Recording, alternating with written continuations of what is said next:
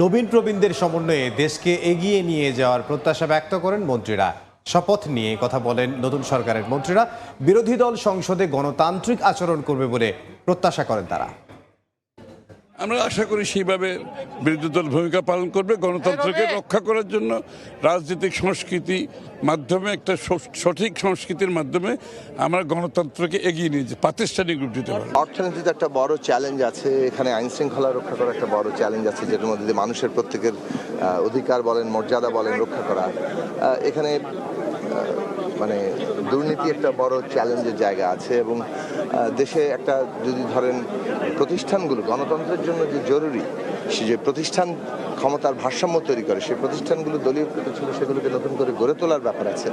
এবং সবশেষে আমাদের দেশে মানে একদিকে যেমন খেটে খাওয়া মানুষের ন্যায্য হিস্সা দরকার, অন্যদিকে প্রত্যেকটি পরিচয়ের মানুষেরই, সে যে বিশ্বাসের হোক, যে পরিচয়ের হোক, নাগরিক হিসেবে তাদের যে অধিকার এবং মর্যাদা, সেটা প্রতিষ্ঠা একটা বড় চ্যালেঞ্জ।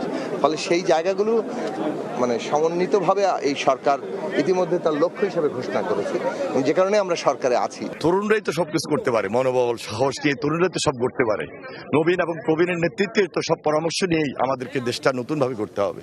খুবই ভালো হবে ইনশাল্লাহ। দৃঢ়ভাবে প্রতিষ্ঠিত হোক, সেজন্য সাধারণ মানুষ অত্যন্ত সুচিন্তিতভাবে তাদের ভোটাধিকার প্রয়োগ করেছে।